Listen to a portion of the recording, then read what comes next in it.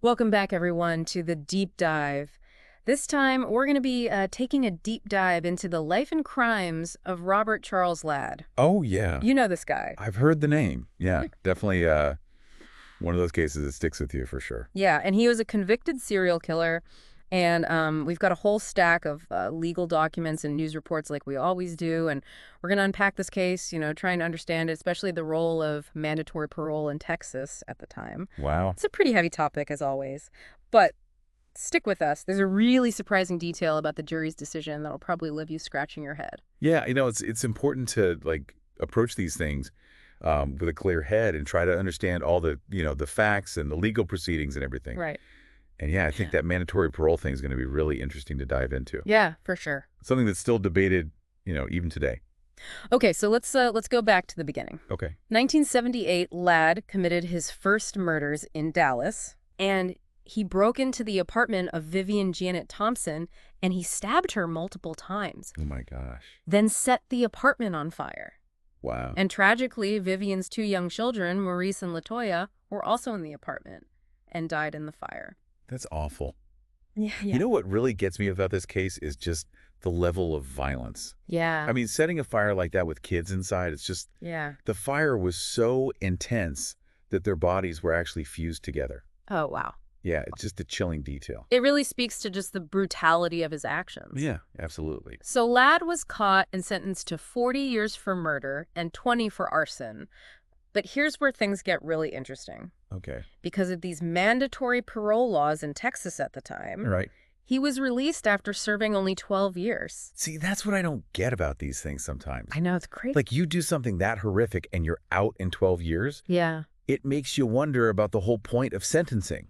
Right. Like, Yeah. what message are we sending? So mandatory parole was basically a system that automatically granted release to prisoners after they served a certain percentage of their sentence, Right. regardless of, the nature of their crime. Yeah, I can imagine the debates that caused, Oh, absolutely. especially in cases like this involving such violence. For sure. It's a tough one. So Ladd gets out of prison. He moves to Tyler, Texas, Okay. tries to start over, becomes a barber. A barber, huh? Yeah, it makes you think about, rehabilitation and Mhm. whether it's even possible for someone who committed such horrific acts to actually change. Yeah, that's a huge question, right? I mean, is rehabilitation truly possible in a case like this? Yeah, It's hard to say, right, In Ladd's case, it seems like the answer is no, sadly, right. because in 1996, he committed another murder. He did. Yeah, and this time the victim was Vicki Ann Garner. Wow. And get this, she worked at the same rehabilitation facility as Ladd. What are the odds? I know, right? It's unbelievable. So this murder was brutal as well. Yeah, it was. He bound and raped. Vicky bludgeoned her with a hammer, Oh, gosh. stole her belongings, and then set her apartment on fire.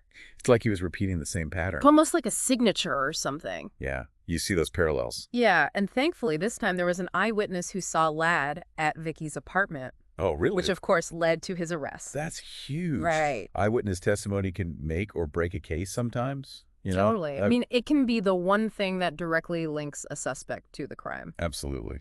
So now, before his trial for Vicky Garner's murder, Ladd underwent a psychiatric evaluation, Totally. and it revealed something pretty significant. What's that? He was diagnosed with antisocial personality disorder, Ah. and that's a condition characterized by a disregard for social norms and the rights of others. Right, so basically a lack of empathy. Pretty much. And did he show any remorse for his actions? None.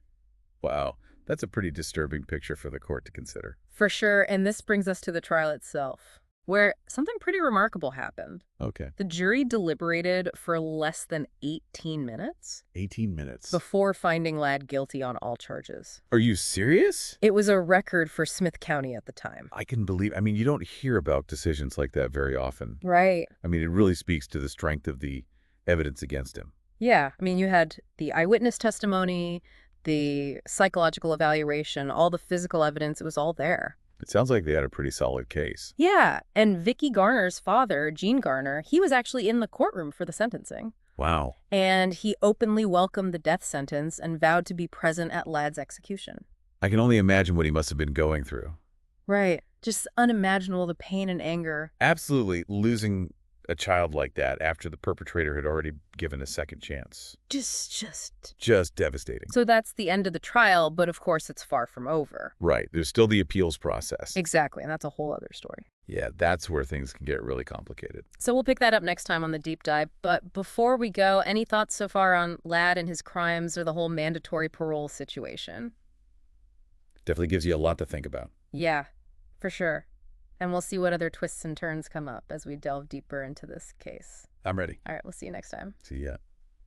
You know, it's crazy to me how Ladd served such a short time for that first triple murder, Right. but then got the death penalty for the later one. Yeah. It really makes you think about, the consistency of the justice system. Yeah, is it really fair?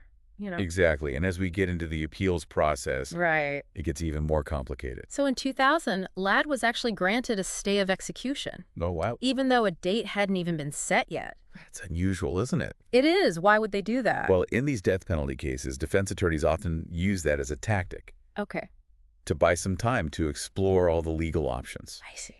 Make sure everything is done by the book. And this one went all the way to the Supreme Court. Wow, so the highest court in the country. Yep, but they chose not to review the case. So you'd think that would be it. You would think, right. Yeah. But there's another twist. Of course there is. In 2003, Uh-huh. just 9 hours before Ladd's scheduled execution, 9 hours. his attorneys filed another appeal Are you kidding? with the Fifth Circuit Court of Appeals. Wow, talk about cutting it close. I know, right?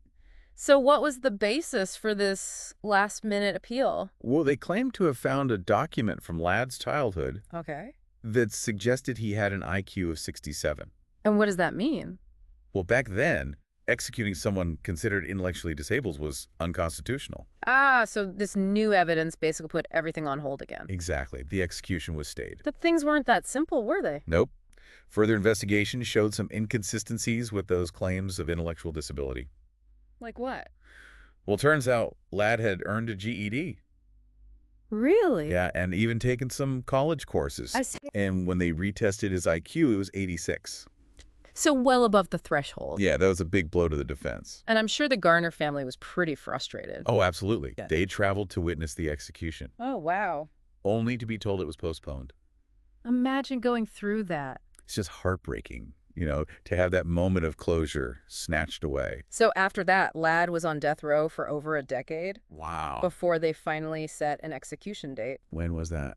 January 29th, 2015. So almost 19 years after the sentencing. Yeah, his attorneys kept filing appeals, but none of them worked. The courts were done with it, huh? Pretty much every argument had been exhausted. So what happened? Well, Robert Charles Ladd was executed by lethal injection. Wait, At the Huntsville unit in Texas. and did he say anything? Yeah, he apologized to the Garner family. Really?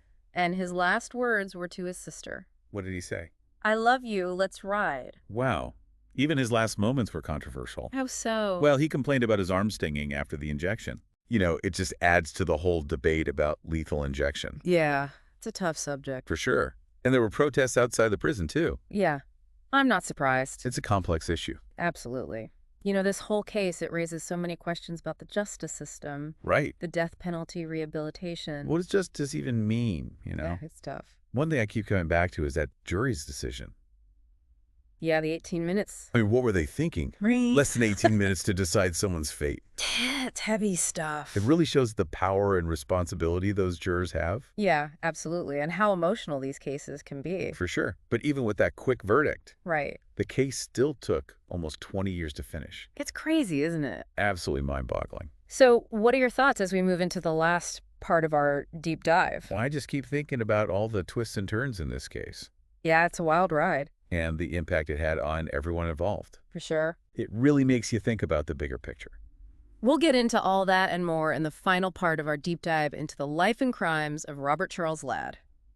Yeah, it really is wild how that quick verdict didn't actually mean a quick ending, Right. Like you'd think that would speed things up. Yeah, exactly. Yeah.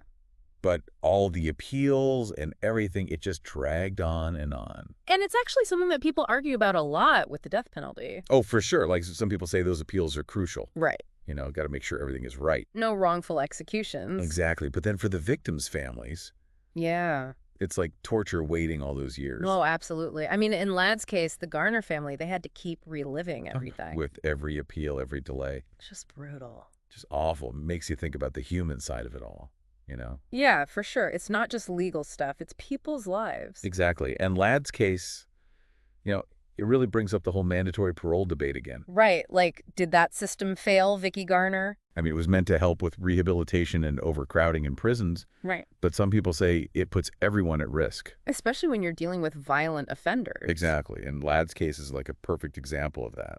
So, as we wrap up this deep dive, what are some of the big things you hope listeners will take away from this? Well, I think it really shows just how complicated the justice system is, Yeah, especially with the death penalty. right. It makes you think about punishment, rehabilitation. What does justice really mean? There are no easy answers, are there? Nope. And we can't forget about the people involved, You you know, know, the victims, the families. all the trauma. Yeah, it's easy to get lost in the legal details, but those are real people whose lives were shattered. Exactly. And, this case should make everyone think about their own beliefs. About mandatory parole and the death penalty? Yeah, are these systems working? Are they fair? Those are big questions we all need to think about. Absolutely. So, this deep dive was definitely a tough one, but hopefully it gave everyone some things to think about. Yeah, I think it's important to learn about these things. And for anyone who wants to learn more, there's a ton of information out there about capital punishment in Texas. It's a big topic with a lot of different sides. And as you keep learning and forming your own opinions, just remember to consider all those different perspectives. Exactly. And approach it all with empathy. Yeah, And never forget the human stories behind these cases.